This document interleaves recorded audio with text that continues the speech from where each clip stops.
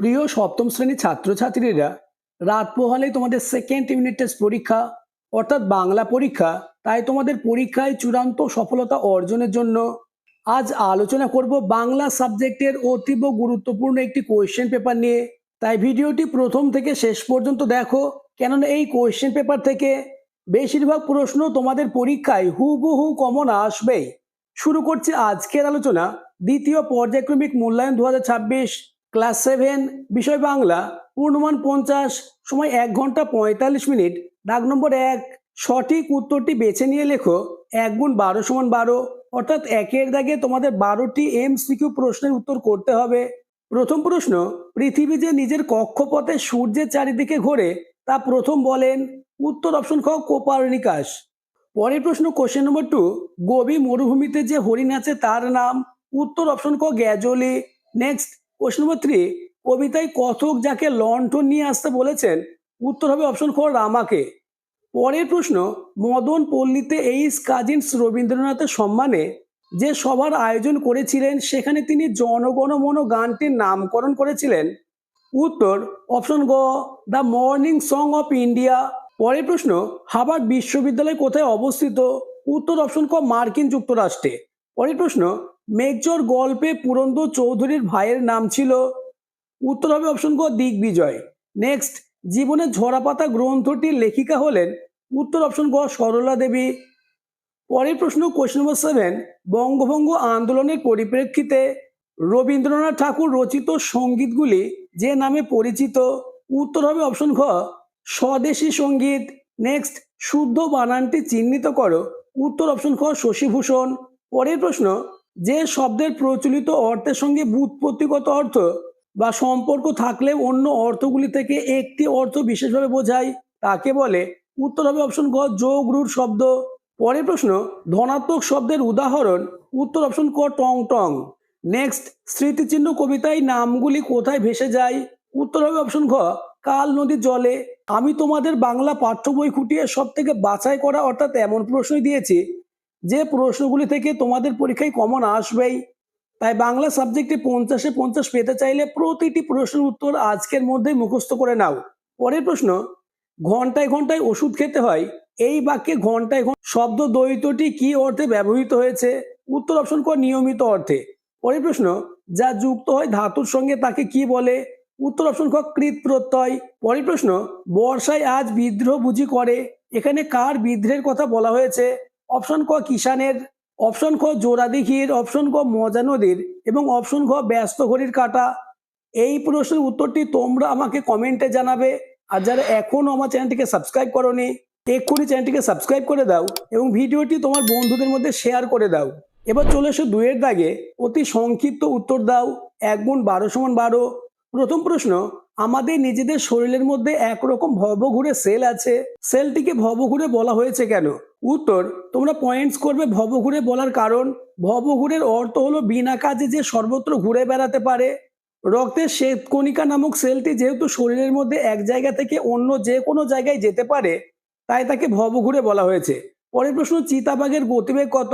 উত্তর, চিতাবাঘের গতিবেগ ঘন্টায় 70 মাইল পর্যন্ত। নেক্সট, প্রশ্ন নম্বর 3, ভালো কোনো কথা শুনলে কবিতার লোকটি কি করে?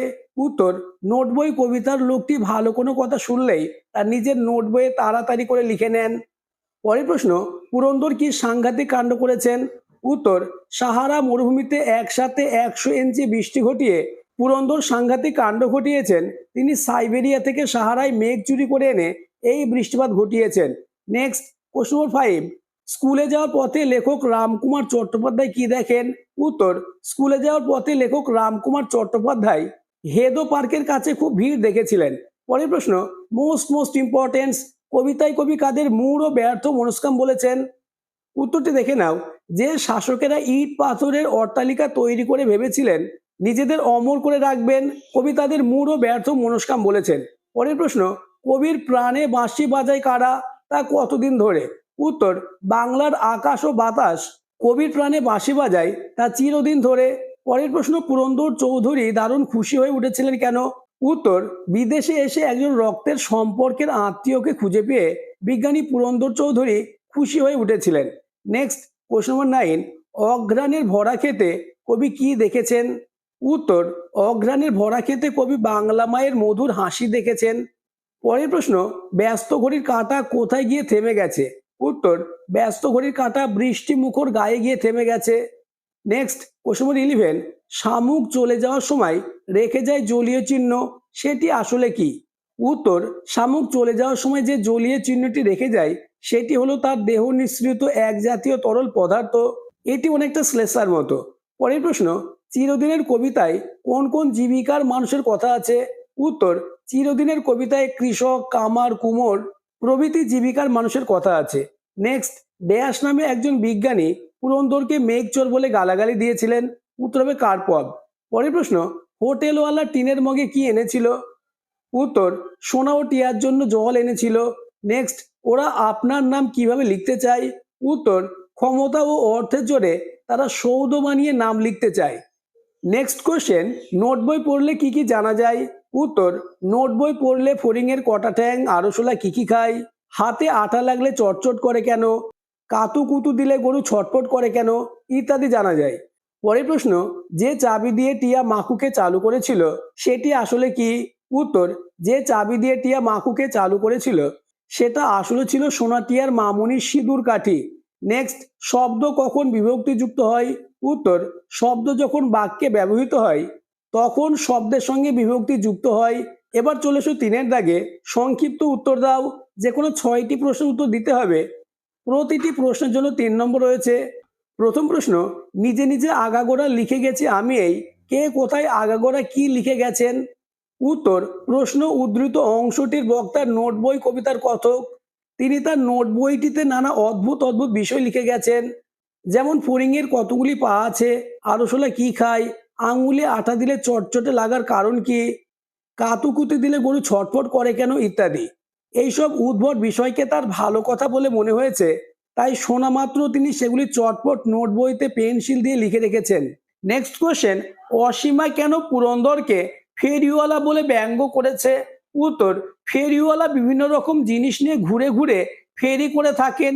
পুরন্দর চৌধুরী বলেছিলেন তিনি ইচ্ছামতো জল থেকে মেঘ তৈরি করে তা বিভিন্ন দেশে বিক্রি করে দিতে পারেন, তাই অসীমা তাকে ফেরিওয়ালা বলে ব্যঙ্গ করেছেন।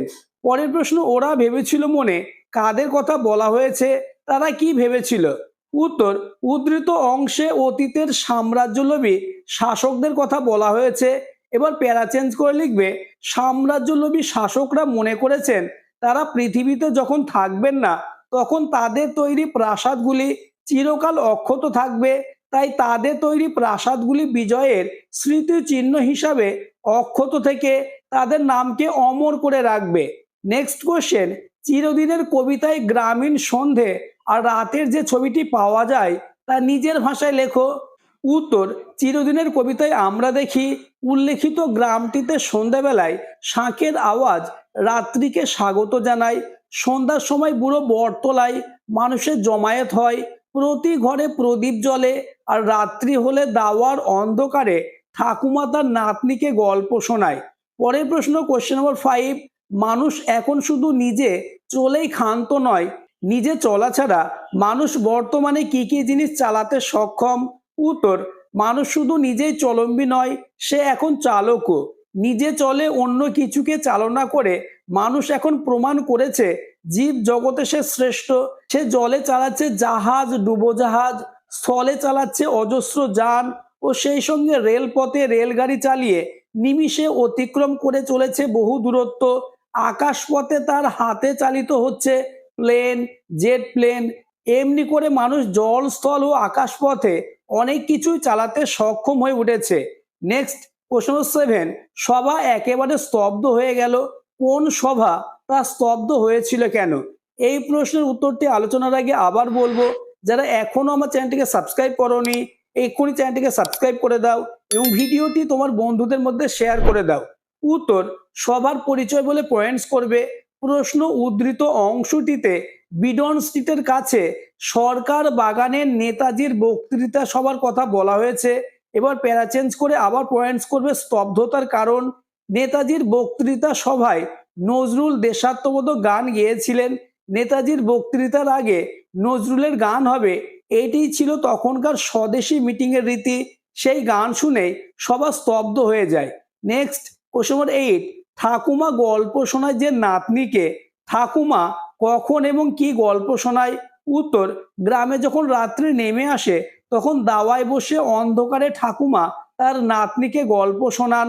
ঠাকুমা তার নাতনিকে শোনান দুর্ভিক্ষের মানুষের গ্রাম ছাড়ার গল্প, কিভাবে আগের বারের অকালে দিশাহারা হয়ে গ্রামের লোকেরা নানা দিকে চলে গিয়েছিল, সেই গল্পই শোনায় ঠাকুমা। পরের প্রশ্ন, মানুষ কিভাবে নিজের স্মৃতিচিহ্ন ধরে রাখতে পারে? উত্তর, নিজেদের কাজের মধ্য দিয়ে যখন মানুষের মনকে জয় করা যায় তখনই নিজেকে সেখানে প্রতিষ্ঠা করা সম্ভব। ক্ষমতাবান শাসকরা অট্টালিকা বা স্মৃতিসৌধ নির্মাণ করলেও তা ধ্বংস হয়ে যায়, কিন্তু মানুষের মনে যাদের স্থায়ী আসন তারা অমর হয়ে থাকেন। পরের প্রশ্ন, প্রশ্ন নম্বর 10, আমাদের নিজেদের শরীরের মধ্যে একরকম ভবঘুরে সেল আছে, সেলটিকে ভবঘুরে বলা হয়েছে কেন? উত্তর, কোনো কোনো সেল বা কোষ শরীরের এক প্রান্ত থেকে আর এক প্রান্ত যেতে পারে, বিশেষত বাইরে থেকে কোনো জীবাণু শরীরে ঢুকলে এই কোষগুলি সেটিকে ধ্বংস করতে এগিয়ে যায়। এভাবে তারা শরীরের নানা জায়গায় ঘুরে বেড়ায় বলে এগুলিকে ভবঘুরে সেল বলা হয়েছে। নেক্সট কোশ্চেন নম্বর 11, কে কিভাবে সরুয়া বানাতো? উত্তর, হোটেলওয়ালা সরুয়া রান্নার একটা গোপন কায়দা ছিল, সেটা সে কাউকে জানতে দিত না। সে উনুনে সরুয়ার ঢাকনা খুলে কাঠে হাতা দিয়ে নাড়তে নাড়তে তাতে নিজের দাড়িগোপ ফেলে দিত। সরুয়ার সঙ্গে সেই দাড়িগোপও সেদ্ধ হয়ে যেত, তাতেই সরুয়া আরো ভালো ও সুস্বাদু হয়ে উঠত। কেবল সোনাটিয়াই এই কথা জানতে পেরেছিল। পরের প্রশ্ন, কারা কেন বনে ফাঁদ পাতত? উত্তর, বাঘ ধরার ফাঁদ হলো অনেক দিনের পুরনো ফাঁদ। আগে যখন এখানে বসতি ছিল তখন গায়ের লোকেরা এই ফাঁদ বানিয়েছিল।